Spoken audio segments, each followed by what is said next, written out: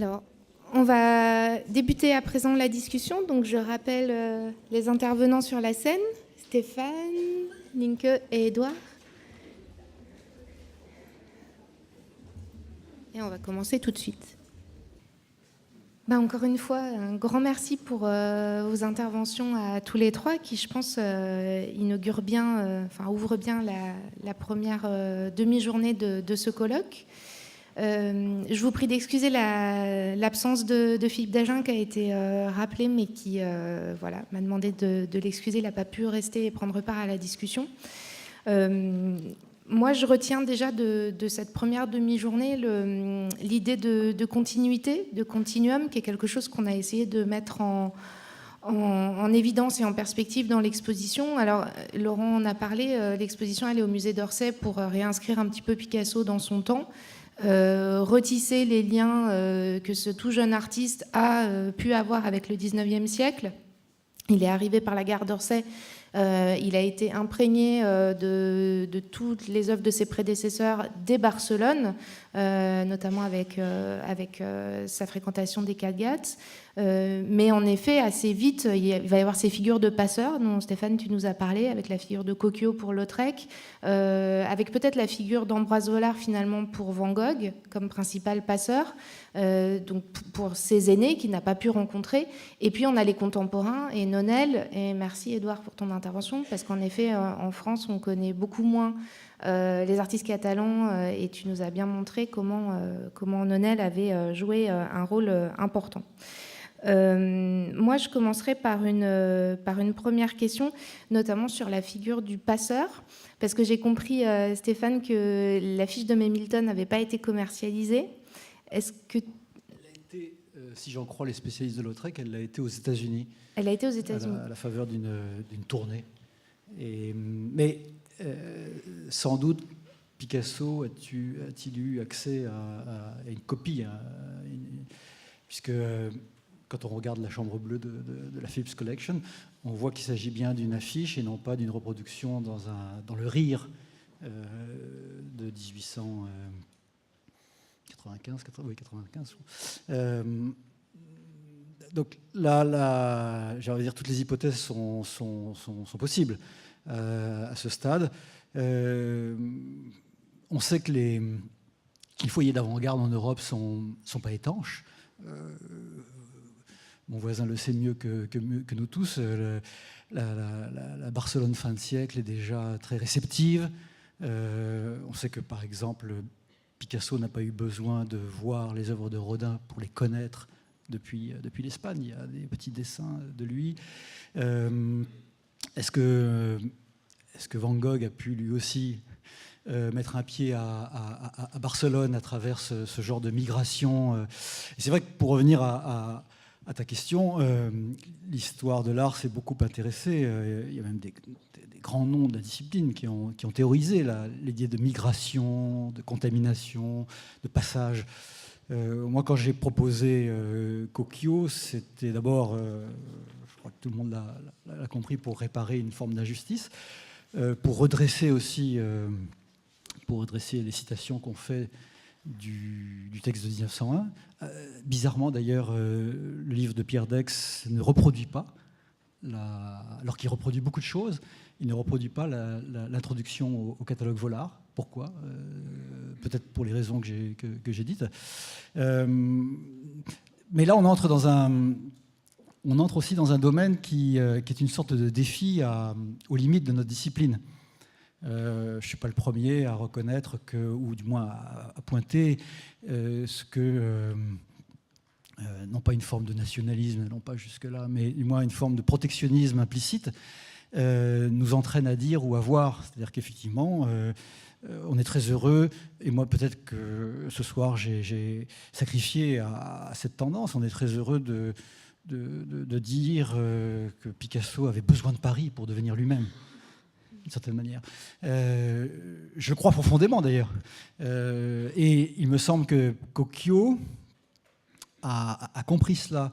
Alors qu'il y a, j'ai regardé ça pour Zuloaga, pour Émile Bernard, pour toute une présence espagnole très puissante, et je ne parle pas de mon cher Manet, là, je parle de la fin des années 90, au salon, dans les galeries, non seulement des peintres espagnols, mais une iconographie espagnole. Même Sargent, le grand Sargent, montre des tableaux hispanisants à Paris en ces années-là. Donc il y a une présence espagnole, en musique également, en littérature. Et on se dit, on a l'impression que Picasso, avec cette intelligence du terrain qui est la sienne, comprend tout de suite que ce n'est pas cette voie-là qu'il lui faut emprunter pour susciter comme ça une sorte de choc. Oui, alors ça, tu l'as bien mis en perspective. Il y a quelques corridas, effectivement, mais l'essentiel, c'est une iconographie, je dirais, internationale. Oui, et du Paris moderne. Et du Paris moderne, et c'est ce qu'a vu Cocchio très vite. Alors, ouais. il a fait quelques sujets un petit peu hispanisants, mais qui sont passés dans les mains de Bert Weil et qui ont été vendus assez vite. Mais il est parti sous le bras avec, en ayant l'idée de les vendre justement à Paris pour survivre. Mais dès qu'il est à Paris, il change radicalement ses sujets et sa représentation. Moi, ce qui m'a intéressé aussi, c'est que là, on parle de l'influence de Van Gogh, de Lautrec. Enfin, on voit que tout ça, Picasso l'assimile en effet très vite. Et ce qui est assez amusant, c'est qu'on a aussi parlé des questions de périodisation, la période bleue, la période rose. Et en fait, dans le catalogue, le premier catalogue raisonné d'Ex Buda et Rosley de 1966, qui commence aussi en 1900, comme notre exposition, et pas 1901. De manière anachronique, Pierre Dex identifie une période fauve pour parler d'avant la période bleue.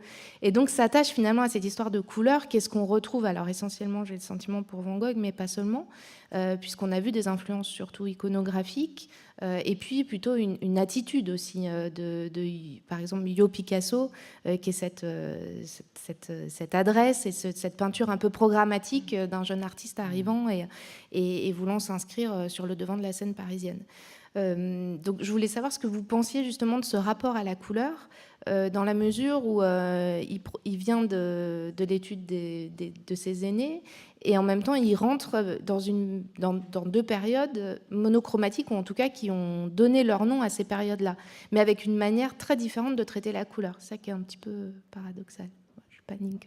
C'est peut-être pas tout à fait une réponse, mais ce qui m'a frappé dans la communication de Philippe D'Agen, c'est en voyant que, pas seulement Picasso évidemment, mais aussi Matisse, ils ont cherché de différentes manières à rendre la couleur en même temps. C'est exactement comme ce que Van Gogh faisait 10 ans plus tôt ou 15 ans plus tôt, en faisant référence aux impressionnistes. Donc, si l'impressionnisme, c'est le néo-impressionnisme, ou c'est Van Gogh, ou c'est peut-être Toulouse-Lautrec, ou c'est Signac, en fait, peu importe. Je me demande si, pour moi, ce n'est pas tellement important s'il a vu les œuvres de Van Gogh, c'est parce qu'il veut faire de la couleur et il cherche de différentes manières de le faire. Et ça m'a frappé que on a souvent, c'est très tentant de dire ah oui, ça c'est Picasso, ça c'est Toulouse-Lautrec, ça c'est Van Gogh, ça c'est Signac. Mais en fait, c'est pas. Il aurait pu faire la même chose sans avoir vu Van Gogh, si vous comprenez ce que je veux dire. Donc, c'était très bien ce que vous avez dit à la fin, quand il a dit on m'a loué Nonel, et j'ai vu montrer que je pouvais faire la même chose. Ça, il aurait pu dire ça de Van Gogh, évidemment. Ou de... Il a dû se le dire. Bah oui. Donc c'est ça plutôt, je pense. Cela dit, en t'écoutant, je repensais à l'attitude de Lautrec à l'égard de Van Gogh, puisqu'il s'était croisé chez Cormon. Et Lautrec est resté très fidèle au souvenir de Van Gogh. On le voit au moment de l'incident, à l'occasion de l'exposition des 20, puisque Lautrec prend la défense de Van Gogh contre Henri de Groux. Et plus tard, au moment de la mort, la fameuse lettre à Théo, très belle, puisque Lautrec lui envoie ses excuses, il ne peut pas être présent à l'enterrement. Et là, il redit une fidélité, une amitié très forte. Et puis, au musée Van Gogh, il y a bien sûr le portrait par Van Gogh de Lautrec, qui est d'ailleurs un tableau j'y ai pas pensé jusque-là, mais un tableau aussi à la manière de Van Gogh. C'est-à-dire que c'est sans doute un des Lautrec les plus colorés des années 87-88, au moment où il commence à faire ses affiches et au fond où il n'utilise pas la couleur pour te répondre de cette façon-là, c'est-à-dire pour son éclat direct et presque agressif, ce qui va beaucoup intéresser le jeune Picasso. Mais l'exposition Vollard déconcerte. Dagen l'a dit, la revue blanche Fagus, qui, entre parenthèses, est présent à l'enterrement de Jean Lorrain. Donc le monde de la revue blanche, Kokio lui-même, et je trouve d'ailleurs cette préface où il émet, non pas des réserves, mais où il livre ses interrogations très intéressantes aussi. Il ne s'agit pas de la géographie, il s'agit de faire état aussi de l'étonnement que cause le jeune Picasso à l'avant-garde parisienne. Et notamment à ceux qui, comme Kokio, avaient vu dès les années 80 Lautrec, Van Gogh, ils savent tout. Leclerc est dans le cercle aussi. Donc, et Picasso est conscient aussi de ça. Il est conscient que c'est le moment où il va falloir lui-même sortir de l'ombre par une sorte de coup d'éclat. Il peint beaucoup, et dans tous les styles, tous les sujets. Et Fagus le dit, il y a du Manet, il y a du Degas, il y a du Lautrec, du Van Gogh, voilà.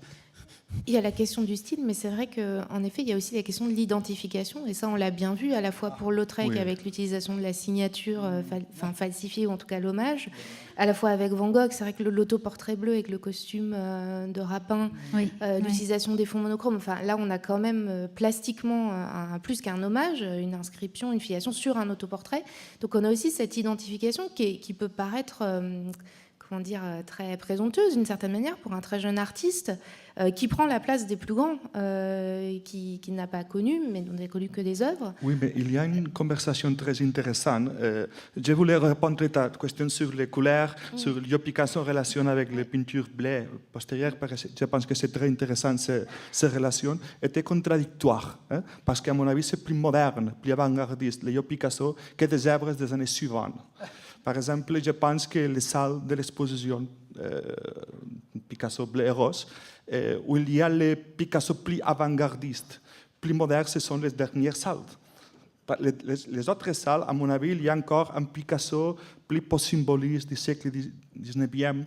Il y a surtout un Picasso moderne pour son attitude, pour ses références iconographiques, mais l'Arlequin, c'est surtout un référent de la culture populaire du XIXe siècle. A été interprété, réinterprété pour les artistes plus modernes du XXe siècle, mais à mon avis, non le Picasso moderne, le Picasso avant-gardiste, c'est surtout les deux dernières salles. Mais ma réponse sur cette liaison les aussi... Les deux dernières, vous voulez dire les tableaux roses ou les tableaux 1901? C'est après les Arlequins, après l'acrobate à la boule, la pénultime et la dernière. Mais c'est une interprétation très, très personnelle parce que j'ai mis en perspective l'œuvre de Picasso de ces années à côté d'autres artistes des mêmes années. Tu vois, l'année 1905, quand Picasso fait des Arlequins et les expose à la galerie Serrurier, en même temps, qu'est-ce qu'il passe à Collioure et qu'est-ce qu'il passe à la Sud de France avec les Faux.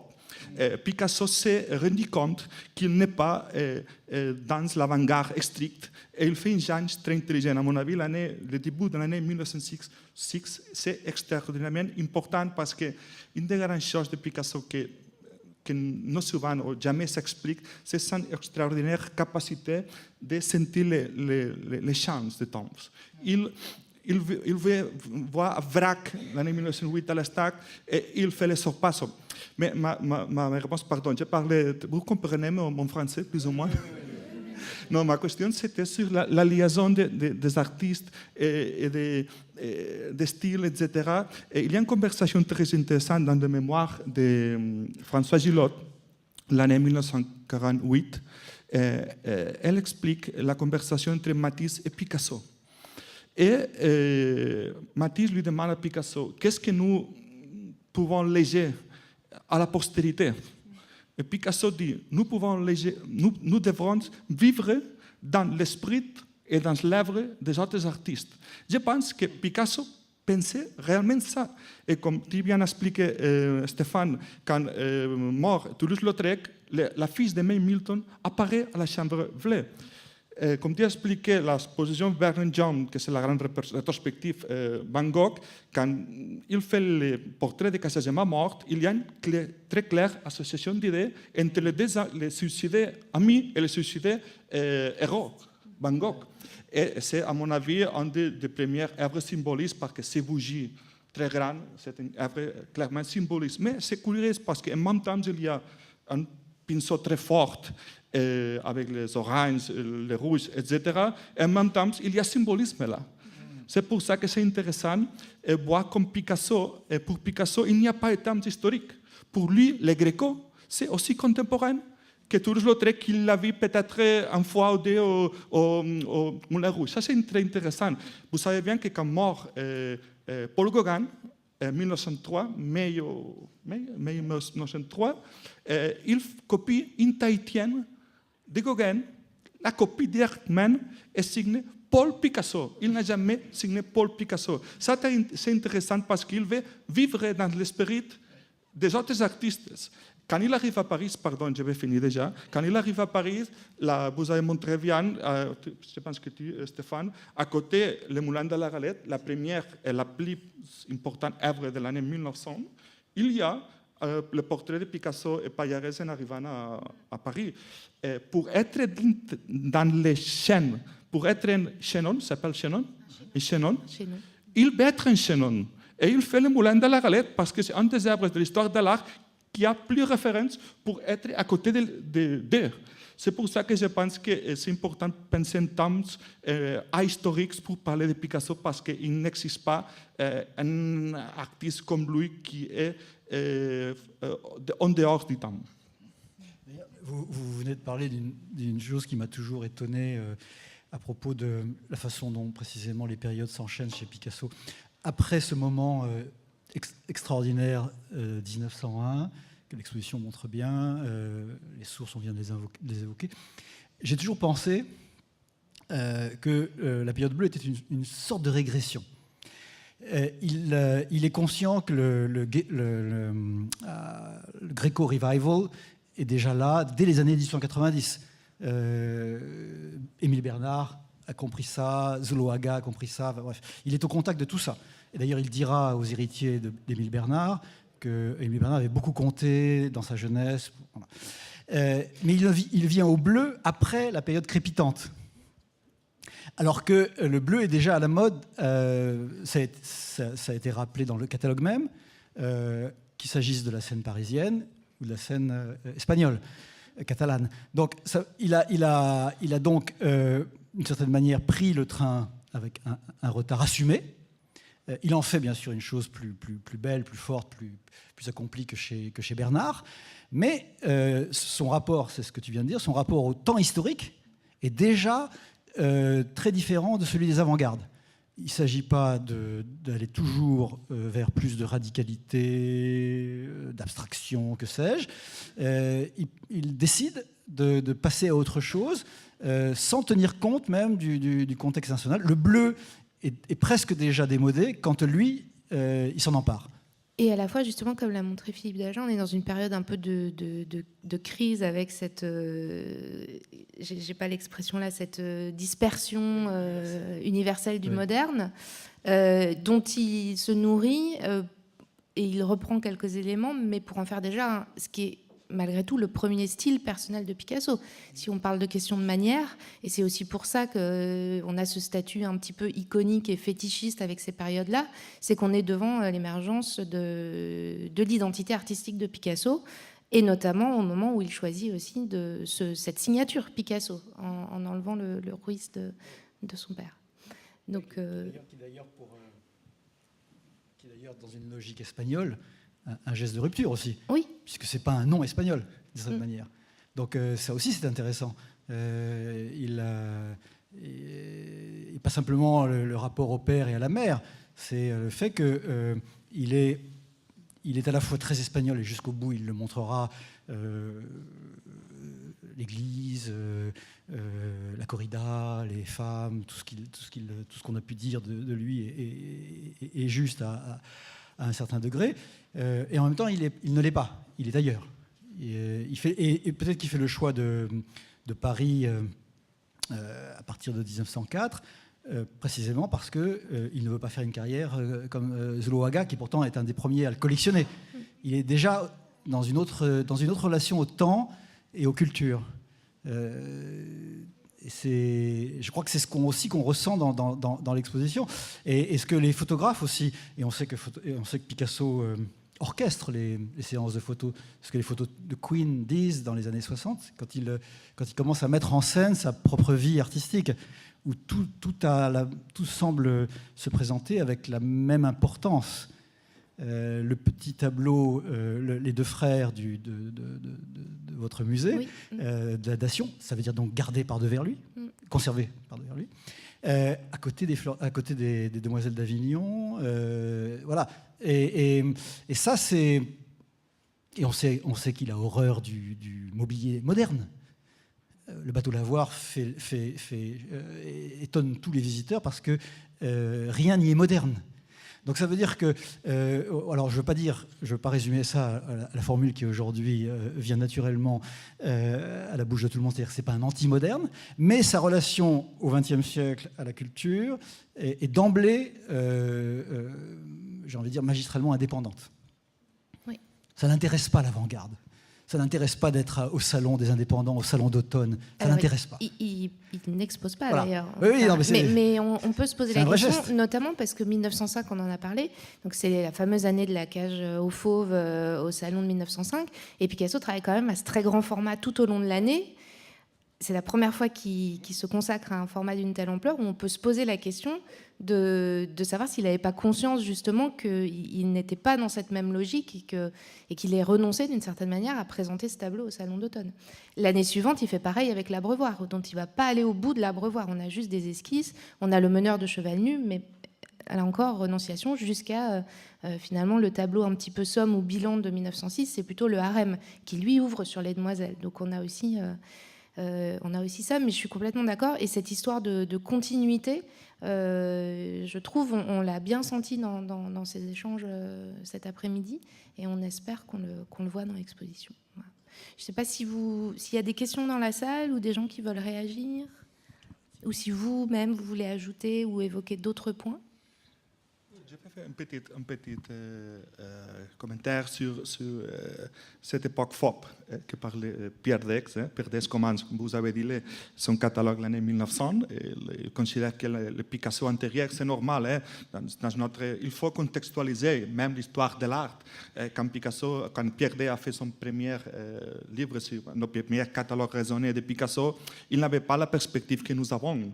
Il ne savait pas l'importance des années antérieures de Picasso à Barcelone, à La Corogne, à Malaga, etc. Et je vais parler des œuvres de Picasso qui sont dehors de l'avant-garde du moment. Par exemple, nous parlons de l'année 1901, que c'est très important. Mais tu as montré une nature morte. Les mêmes années que Picasso a peigné œuvres aussi importantes comme les trois autoportraits qu'a montré Laurent, il a peigné beaucoup de nature morte que personne ne se souvient. Pourquoi? Parce que ces œuvres, nous ne voulons pas les lier avec le Picasso moderne. C'est le Picasso commercial, le Picasso qui arrivait de Barcelone avec des corridas de toros pour vendre à Magnac et à Vollard, parce qu'il avait la nécessité de vivre. Non? Je pense qu'il y a un Picasso aussi qu'il faut étudier, au-delà de l'histoire de l'art que nous avons construit, c'est un constructeur que nous avons fait l'histoire, qu'il faut analyser aussi, et nous pouvons trouver des clés importantes pour l'analyser. Et dans ce sens, je pense que, et je vais répondre pour finir, une réflexion très intéressante qu'a fait Philippe, je regrette qu'il n'est pas ici pour parler avec lui de ça, que c'est comme un artiste comme Picasso, en même jour, peut faire des œuvres avec des styles, des structures picturales complètement différentes, le même jour. Et pour analyser Picasso, ceux qui travaillent plus ou moins en Picasso, nous savons qu'un jour, une semaine, peut changer tout en Picasso. Mais c'est intéressant parce qu'en même temps qu'il change beaucoup, avec une grande vitesse, en même temps, nous pouvons retrouver iconographies et structures compositives de Picasso 30, 40 ans après, identiques à les œuvres de jeunesse.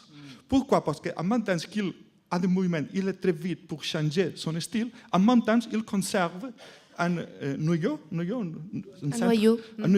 très fort, très solide, qu'il peut, d'une certaine manière, reproduire les mêmes structures et avec une grande capacité eidétique, capacité d'avoir ou de retenir des idées très fortes, très grandes. Et je pense que pour comprendre Picasso, c'est important d'avoir ça en considération. Par exemple, je me rappelle d'une grande exposition qu'a commissarié Malengual au Musée Picasso de Barcelone, Picasso et l'estampe japonaise, où elle a mis en contact une liaison entre les estampes des années 60, que vous avez montré une estampe, et les dessins de jeunesse de l'année 1903. Ils sont absolument identiques. Mais peut-être le même jour qu'il a fait ce dessin de l'année 1903, a fait un tableau bleu avec une femme accroupie. Et ça, c'est très intéressant parce que ça c'est Picasso.